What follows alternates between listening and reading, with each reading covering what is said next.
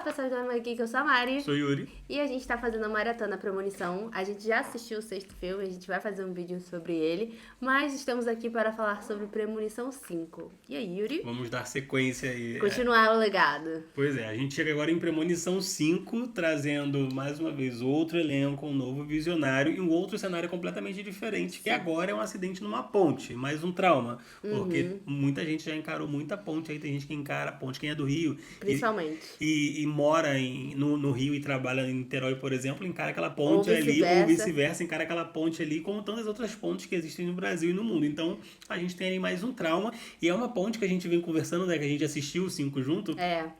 E esperaram o negócio tá podre, ruindo, tava pra ter o podre, acidente, né? E não tava, falaram que só foi um vento...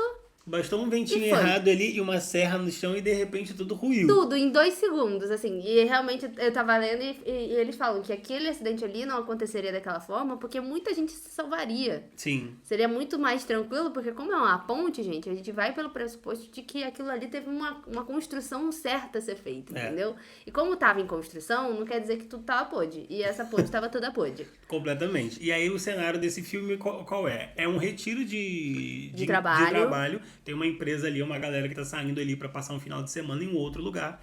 Eles vão, só que aí um deles, que é o visionário dessa vez, que é o Sam, ele tem a visão de que vai ter um grande acidente quando ele vai colapsar.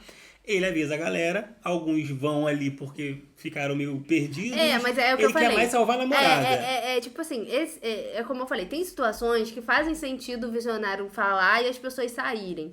Mas tem alguns que a gente fica tipo, será que a pessoa é essa mesmo? Porque meio que acabam saindo pela conveniência do roteiro, entendeu? Exatamente. Eu acho que esse também teve muito isso, assim, porque era um ônibus, sabe? E eles estavam numa ponte, então muita gente ia ter o cagaço e falar assim, não, você tá aí na ponte, tá tendo construção, tá tendo coisa, eu posso morrer. Então eu acho que muita gente ficaria dentro, sabe? Mas muita gente também só acaba saindo porque, de fato, começa a ver os primeiros sinais do acidente. Então ele não tá tão maluco assim, não, vamos sair. Só que esse filme, ele acaba criando um certo furo, porque ele salva aquele grupo ali, mas a impressão que, como é numa ponte movimentada com gente trabalhando, a impressão que a gente tem é que muito mais gente se salvou ali naquele grupo ali da empresa. E aí, tipo, como é que o plano da morte continua nesse sentido? Porque eu sei que é um filme, o foco é naquele grupo de pessoas daquela empresa que estava naquele ônibus. Nem todo mundo do ônibus conseguiu sair, né? Tem gente que acaba morrendo ali da empresa, tanto que eles fazem depois o memorial para as vidas perdidas e tudo mais. Mas assim, venhamos, convenhamos. Muita gente se salvou ali, mas a gente vai focar ali naquele grupo. Eu gosto desse grupo de sobreviventes e de vítimas, né? Fatal. Mas eu sinto que é um filme de premonição, mas eu acho que é o filme menos filme de premonição. Eu também acho. Eu acho que eles tentaram sair do roteiro pra meio que criar uma coisa nova, já que o roteiro, a fórmula já existia. Eles falavam, e se a gente sair um pouco da fórmula? Aí meio que fizeram esse filme tentando... porque o 4 foi bananada, né? Fez dinheiro. Teve um 3D maneiro e tal, mas, apesar de ser bagunçado ali. Mas foi rejeitado pelo público. Foi rejeitado de certa forma. Aí eu acho que eles decidiram... Vamos fazer uma parada diferente aqui? Vamos botar um pé no chão. Tem morte bizarra? Tem, mas não tem tanta coisa assim mirabolante nesse filme. E como você disse, que como eles, na cabeça deles, era como se fosse o último, então eles queriam amarrar as pontas soltas. Então é mais pé no chão porque eles precisavam seguir um roteiro pra fechar a franquia sem estragar. Porque, assim, não tem, como você falou, não tem como errar, não pode errar. Porque como tá acabando... Já errou no 4 e depois exatamente, pra pelo menos, vamos fazer o feijão com arroz, mesmo que diferente, mas ainda assim vamos tentar fazer o mais próximo da realidade, até porque a gente tá entrando numa década, né, em que as coisas estão mais, tem 3D, tem coisa, então as pessoas não acreditam mais. Esse também foi 3D, eles apostaram ali no formato 3D. Entendeu? Então acho que o público também mudou, né? Que a gente tá falando de 10 anos aí, então existe uma mudança até na forma que a pessoa consome aquilo, né? É verdade. Que nem hoje em dia a gente consome, olha pra esses filmes, a gente olha, mas a gente também tem uma visão muito mais crítica, até porque os efeitos especiais avançaram muito. Então eles também tiveram que ter esse cuidado de produção de não parecer uma bananada que nem foi o 4. Então vamos tentar ser menos bananada. Porque ele é de 2011, então, muito tempo. Então. E eu acho interessante também, que aí a gente falou isso nos outros vídeos, que apesar de ser um filme de fórmula, a cada filme eles tentam fazer alguma coisa diferente, incluir algum plot diferente, alguma regrinha nova. E nesse a gente tem uma regra inédita, que é a questão da troca de lugares. Sim. Você tá marcado, você tá na lista da morte. Mas, se você morrer e milagrosamente voltar, você destrói o esquema da morte. Ou, se você matar alguém, você acaba roubando o tempo de vida daquela pessoa. Só que aí você roubar o tempo de vida de uma pessoa não é um roubo muito justo. Se é que existe roubo justo.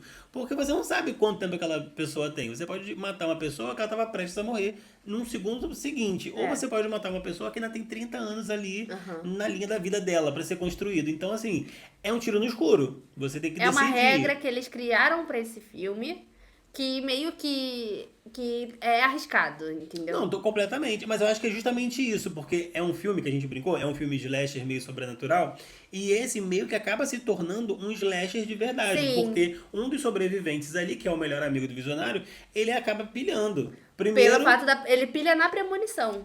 Já na premonição, porque a namorada do Sam, ela não morre na premonição. Uhum. Então, assim, o que ela tem de diferente do resto do grupo? Então, no sexto filme a gente sabe o porquê. Ele já fica meio bolado ali. Então, quando ele descobre essa regra, ele começa a pilhar. Ele quer matar todo mundo pra ver se ele vai acumulando vidas, entendeu? Ele fala, e se eu matar geral? Todo mundo vira um cogumelo, ele é o Mario, ele quer comer pra acabar... Fala, é só um videogame. Pra ganhar mais tempo. Então, assim, é legal também isso, porque a gente sai um pouco ali da fórmula que a gente já tá estabelecida, entregando mais uma vez uma regra nova. Utilizando um personagem legado, que é o do ator do Tony Todd. Eu acho que é aquela coisa assim, ele traz a regra do jogo, e que é muito importante, e que a gente pode dar um semi-spoiler que vai ser explicado, né? A regra do jogo vai ser explicada no 6, mas eu acho que o fato de você botar mais pé no chão sobre pessoas com medo da morte, porque ele literalmente tem medo da morte, mas ele resolve ter um... Ah, vocês estão me dizendo que a regra do jogo é essa? Por que eu não vou fazer isso? Sim. Por que ela merece, como a gente falou, merece mais do que eu viver? Né? Se eu posso enganar a morte, eu vou enganar a morte. Isso é o mais um de qualquer filme de sobrevivência, de Final Girl da vida. Se você tem uma chance de sobreviver, não importa quem tá na sua frente. Você é a sua prioridade, sua família é a sua prioridade, quem você ama é a sua prioridade.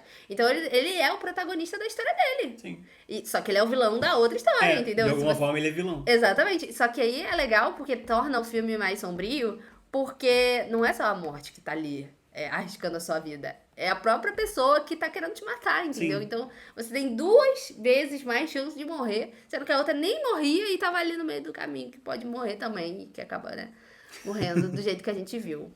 Eu gosto, aí a gente falando disso, eu penso nas mortes do filme. Eu acho assim, ainda é premonição, então... Sim. Uma morte ou outra vai ser ainda meio bizarra. Sim. Tipo aquela chave de roda, de fenda, que voa na cara do chefe deles lá. É meio bizarro, mas da maneira que é apresentado ali, aquilo ali é super... A segurança do trabalho não existe. Não existe. Nesse filme, a segurança do trabalho chora. O pessoal até usa EPI, que é só capacete e uma luva, pra fingir que tem uma EPI ali. Eu cheguei a ler também que eles falam assim, que esse filme, eles tentaram dar o aviso da morte pra cada pessoa. Sim. Então tem referências que ligam com outros filmes, Sim. Mas também tem pequenas dicas de como você vai morrer. E eu acho que esse filme, ele se encaixa muito mais com o 6 do que os outros. Sim. Porque os outros têm a visão, o 6 também tem, mas a gente tá entrando aqui no 6 sem dar muito spoiler. Eu acho que só pra gente seguir a sequência, que se quando você assistir o 6 e se você tiver assistido, você vai entender o que a gente tá falando de certa forma. Então, eu acho que a questão de ter pequenos... indícios, sinais, ainda assim faz eu ver como premonição realmente. Esse filme tem uma premonição, mas o visionário não importa muito nesse filme. Ele não importa, porque ele não tem tantos sinais. Ele sabe a ordem da morte, a da lista, né? Ele sabe as pessoas que ele tem ali, mas ele não tem mais indício de nada, de qualquer sugestão. E pela primeira vez que eu sinto nesse grupo, que ele é o primeiro grupo que se conscientiza muito mais rápido. Sim. De todo o esquema da morte. Mas é o que eu te falei. Não é nada tão absurdo pra eles. Porque a cola que liga eles é porque eles trabalham no mesmo lugar, eles são amigos. Então é muito mais fácil eles acreditarem no visionário e terem essa ligação do que pessoas aleatórias que estavam no lugar errado. É porque a gente, às vezes, fica mais tempo com o nosso trabalho do que com a nossa família. Então, o trabalho se torna a sua família. E ainda teve o trauma de perder muita gente do mesmo trabalho. Exatamente. Então, tipo, meio que juntou muitos traumas que eu acho que faz... O Premonição, ele faz ser bom quando tem essa cola... Eu já falei isso em outro vídeo. Sim. Mas quando tem essa cola que liga os outros personagens. Mas eu tô falando um negócio certo. O Sam, não é que ele é indiferente, mas ele é o visionário com menos peso, eu acho. Ele tem menos peso, mas eu acho que é a intenção... Sim. Mesmo do filme, fazer com que ele tenha menos peso. Porque até porque tem o foco alertas. dele tá em salvar a namorada, que nem tá na lista, entendeu? Então ele ignorou a lista da morte. Ele tá mais preocupado em não. Eu tenho que fazer minha vida, eu tenho que ir pra Paris, eu tenho que reconciliar com você. Então, como o foco dele não tá muito no game, eu acho que ele se descobre um porque pouco. também tem isso, né? Os personagens, eles têm uma história ali mínima, todo filme de premonição, um backgroundzinho básico. Sim, sim. E os visionários, de certa forma, eles meio que não têm tanta coisa assim. Esse não, ele tem um drama, ele tem que fazer uma escolha, ir pra Paris sozinho, tentar se reconciliar com a ex-namorada, de repente se reconcilia, agora tentar convencê-la a ir com ele também. Então, assim, ele tem um draminha pessoal ali, enquanto tá todo mundo morrendo, e ele meio que, por ser colega de trabalho, ele tá tentando salvar, mas a prioridade é ele se salvar. Entendeu? Ele é o mais egoísta de todos os visionários. E aí, onde tem abre um cenário perfeito pro melhor amigo vilão. Porque ele fica indignado com aquilo ali. Ele é o protagonista do filme, se você olhar. Forma, entendeu? Sim. Porque ele leva o negócio mais a sério do que o próprio visionário. Sim. E eu, assim, olhando, quando a gente tem um tempo também pra refletir o filme, é que eu comecei a, tipo, olhar nesse ponto de vista de, tipo, cara, o cara não tá tão errado assim. Entendeu? Ele tá errado em matar outras pessoas, mas em comparação ao visionário que não quer nada com a vida, só quer nada, ele tá desesperado. E o visionário não tá tão desesperado assim, porque ele não entende como é que funciona o jogo. Ele acha e tá assim, mas eu não tô vendo nada, então as pessoas estão morrendo aleatoriamente. Ai, que pena que sua namorada morreu. Ai, que pena que fulano morreu. Ele é meio assim, desligado no rolê. Ele até tenta, né, ajudar e salvar, mas é isso, não falta ferramenta pra ele. Falta ferramenta. E aí, uma observação... Ele ignorou os sinais. Uma observação interessante desse filme é que a gente, quando tá assistindo a primeira vez, a gente tem a gente fica meio perdido em saber em que ponto aquela história se passa. Sim. Porque a gente tem muitos sinais ali que não parece ser um filme moderno. Não. Não parece ser, de fato, tipo, numa linha cronológica, ele não parece ser um 5 depois de um 4. E ele não faz nenhuma referência ao fato de que aquilo já aconteceu em algum momento. Eles então não você citam, fica muito perdido. É o primeiro filme que não cita o voo. Isso aí. Ainda que tenha uns easter eggs, uns números soltos os números ali. tem. Mas não tem o Sam pesquisando sobre não nada. Não tem nada. É como se realmente não tivesse nenhuma explicação. Só o próprio personagem parece do Tony Todd, né? Parece que ele chega, acho que a cola é a única que ele fica aparecendo no momento aí. O pessoal fica... O que tá fazendo aqui, meu irmão? O quinto é o que ele mais aparece, inclusive. E eu acho que por isso que também o grupo, ele se conscientiza mais rápido, porque o grupo todo tem contato com ele. Exatamente. Enquanto nos outros filmes, o personagem do Tony Todd, ele era acessado por um ou dois, o visionário e o apoio. Nesse, a maioria tem contato com ele. Na primeira morte, na segunda, então ele tá sempre no mesmo lugar. Já pega o cagaço ali, porque, tipo, é um cara estranho, mandando umas palavras aqui, eu tô bolado aqui. E aí todo mundo começa a ficar ligado mesmo, de fato, a se atentar aos sinais. E aí o filme vai se desenvolvendo e você fica com aquela sensação de que, cara, aonde na cronologia do universo de premonição esse filme se encaixa. Exato. E aí eu acho que eles queriam, de fato, fazer um final mais digno pra esse filme e, de fato, pra franquia, porque esse, de fato, seria agora oficialmente o último filme. Então, quando a gente fala de franquia... nada melhor do que a gente, de certa forma, voltar às origens. Sim, acho que é importante. Quando a gente chega no final, ali no terceiro ato, quando tudo parece estar resolvido, a gente percebe que o Sam com a namorada estão viajando no voo 180, a nossa cabeça explode. Você fala, nossa. E o círculo se fecha. Sim, fecha um ciclo da história da morte, porque ela tá ali atrás deles e a gente olha e fala, não, isso aqui foi onde começou. E aí o que passam pra gente é essa informação, de que na verdade a premonição do Sam é a premonição original. Exato. Fecha o ciclo da franquia. Então, tecnicamente, acontece todos os eventos do quinto, depois vem 1, 2, 3 e 4. E aí você entende que fecha o esquema completo da morte ali. Porque eles morrem naquele voo, só que a morte mais uma vez é ludibriada pela outra força oposta, que acaba passando a premonição, de certa forma, pro Alex, e a gente vai conhecendo a franquia do jeito como que a gente sabe. Exatamente. E as mortes de Premonição 5 são interessantes porque eles morrem praticamente na mesma proporção, no mesmo modo que na Premonição. Sim. A ginasta, ela tem a coluna dela perfurada pela vela de um barco. E ela tá em queda ali. Sim. E o acidente da morte dela real é ela quebrando a coluna. Na barra. Né? O bobão lá da empresa que acaba indo pro spa, ele morreria tecnicamente estourado, caindo com o ônibus no mar. Isso. E a cabeça dele é estourada. Com Buda. O vilão, ele seria perfurado por vigas de sustentação. No filme, ele é perfurado aquele negócio de churrasco, que eu esqueci o nome agora. É como se fosse um grande garfo, garfo aquela garra de churrasco, churrasco, né? Então é interessante porque eles apresentam a morte da premonição. Então, eles não morreram desse jeito. Então tiveram, em algum momento também, eles têm uma certa premonição do que vai acontecer com eles mesmos. Só que é engraçado porque, se você analisar, o Visionário tem pequenas referências. Tanto que o cara fala assim, imagina se eu te acertasse aí, tipo, meio que dá dica pra ele do que vai acontecer. Sim. Só que ele ignora o sinal porque ele tá mais preocupado com ele, não tá preocupado com os outros. Então, meio que ele usa aquilo ali, ele não consegue interpretar. Sim. Entendeu? Ele não consegue correlacionar. E que nos outros filmes eram correlacionados. Tanto que teve a referência do 1, do 2, as mortes e as coisas foram correlacionadas. Então, acho que esse filme é o mais... Ele tenta se desprender e ele tenta ser muito sutil. Sim. Muito sutil. Então, tem que pegar muito na raiz do problema pra você olhar e falar, não... Tá, eles deram ali o feijão com arroz, mais um feijão com arroz escondido. Porque assim, eu acho que é um filme de premonição que é muito mais pé no chão, perto dos outros. Eles mais. Trazem até os acidentes das mortes, são mais práticos, são de certa forma. São mais críveis. Tem um ou outro mirabolante, como eu acho que é a pior morte desse filme, da ginasta. E como eles apresentam que você pode roubar uma vida pra sobreviver... meio que isso que vira a prioridade do jogo, Sim. entendeu? Desse filme. Os outros, eles não tiveram essa regra. Não, a regra é pular a morte, pular sua vez, o máximo possível. Só sabendo que em algum momento vai voltar pra você de volta. Mas você precisa pular a sua vez. Não, mas se você roubar a vida, você tá aleatório. Você salvou mas até o 4 a gente não tem acesso a isso. Exatamente. A gente só precisa... fugir da sua vez. Exatamente. Que você seja pulado e passe para outro. Mas nesse não. Desse loop eterno da morte. A gente tem essa dinâmica nova aí, que é uma dinâmica interessante. Sim. Só que ela é mais explorada ali pelo vilãozão do filme, de certa forma, e o outro amigo dele, que é o mais novo ali na empresa e que causa revolta nos funcionários mais antigos e mais maduros, porque o cara é mais novinho e agora vira chefe, então rola aquela coisa. E aí fica aquele negócio, você acha, ele matou ou não matou? Porque pra mim ele mata o cara. Porque ele avisa, mas automaticamente já passa na cabeça dele que, cara, se ele morrer, eu vou pegar o tempo de vida dele. Ele quis testar a teoria. Eu acho que, assim, ele não se sente culpado porque ele ia morrer de qualquer forma, então... Ele ia morrer de qualquer forma, então por que não? E ele fala assim, o cara é o maior filho da mãe comigo. Então, tipo assim, ele meio que usou aquela coisa da ética, sabe? Ele usou e falou, gente, se for... É o que eu falei.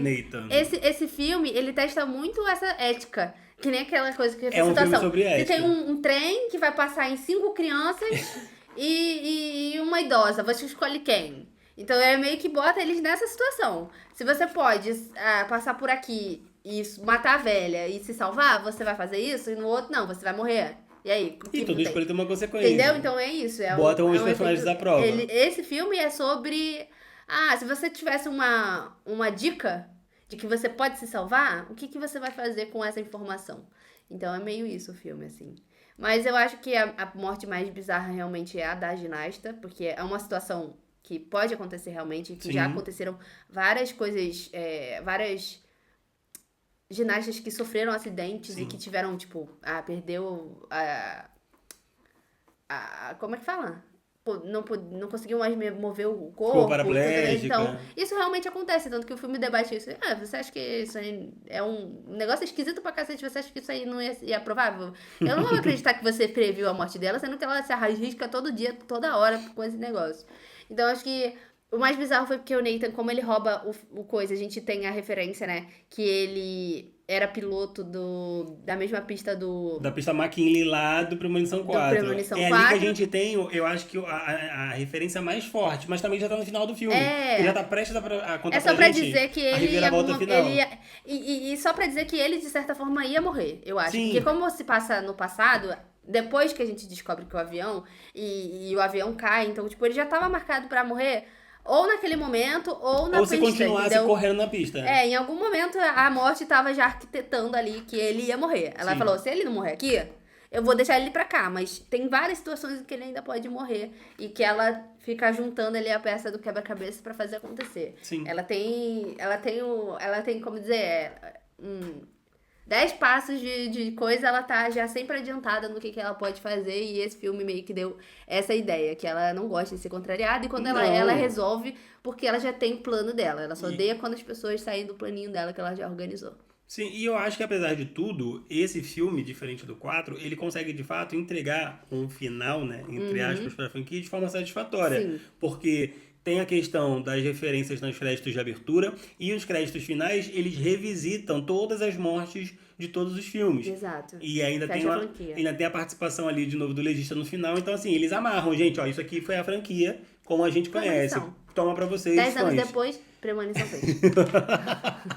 É isso, mas assim, um filme que custou 40 milhões, fez 157 milhões, tá bom. Não fez feio. O filme se pagou, a gente sabe que grande parte desse valor foi pela questão do 3D, que eles continuaram apostando no formato. Algumas mortes ali tu nem sente de fato tanto presente assim do 3D. Não, esse é o que menos usou. Como eu falei, eles quiseram fazer um feijão com arroz mais básico. Que eles falaram, gente, ó, vamos tentar não errar aqui. Então eles fizeram esse filme mais pé no chão. No 4 a gente exagerou muito, agora a gente vamos descer a régua. Não, foi o oposto, vamos assim. entregar o básico pra gente não errar. Da mesma forma que... Menos é mais que dá certo. Isso aí, vamos tentar entregar um básico de 2010 e vai ser isso. É isso, mas no geral, é um filme que pra mim é satisfatório. Como na época eu encarava de fato como o final da franquia, eu acho que ali finaliza bem a franquia. Pra você finalizaria bem. Finaliza bem. Eu acho que, é como eu falei, se você referencia o seu início, se você dá a importância devida, por mais que ele tenta sair muito da fórmula, ele sai da fórmula porque ele se mostra no final como o primeiro da franquia. Sim. Então é como se ele fosse o bruto. E que, como a gente estava debatendo também, que é tipo assim, a morte vai aprendendo com o tempo. Sim, então, ela vai se aprimorando. Nesse, a morte deixou eles seguirem o caminho. Ela falou, uma hora eu vou pegar eles aqui. Ela não foi tão desleixada. Ela achou que tudo ia seguir o caminho dela. E eu acho que esse filme se segue muito mais tranquilo no caminho, porque o visionário cagou, entendeu? Aí nos outros filmes, ela começa, né? Que aí você, primeiro, segundo, terceiro, você começa a ver que ela fica com muita raiva, porque os visionários começam a se intrometer demais. Entendeu? Esse não se intromete tanto. Exatamente, entendeu? Então acho que a morte, ela tá mais tranquila. Ela fala assim, gente... Era o início de carreira dela. Ela falou assim, os primeiros passos. Eu só tô começando agora, entendeu? Então é meio isso, entendeu? Ela se sentiu a Suzana Vieira ali. É o início de carreira. E foi seguindo. Então acho que o final é que mostra que ela não é boba. Não. Que ela só tava esperando o momento certo pra atacar. Se me atacar, vou atacar. E aí meio que ela fez a ligação principal de todos os filmes, deu a importância do Paris, que era total, toda hora ficava um Paris. Aí ele ia pro casamento do irmão. E aí, ia se mudar, né? Pra pegar o trabalho lá, na verdade, de cozinheiro. E aí ela falou, vai não, seu irmão já tá lá, calma que vem aí um negócio. Eu tô juntando uma galera aqui pra fazer um trabalho meu. Ela falou, não, já tem muita gente de Paris. E aí a gente, olhando pra vocês, a gente já entende o motivo de todo mundo ir pra Paris. Exatamente. E aí no próximo vídeo a gente vai debater muito sobre isso. E vocês vão entender o que a gente tá falando aqui agora. Exatamente. Mas aí, conta nos comentários se vocês gostam de Premonição 5, se pra vocês é um filme satisfatório, como final de uma franquia, por assim dizer. Você achou que deveria ter o 6 ou não? Podia parar ali. Qual a sua morte favorita, qual a sua morte mais sem graça desse quinto filme? Conta pra gente nos comentários. Até o próximo.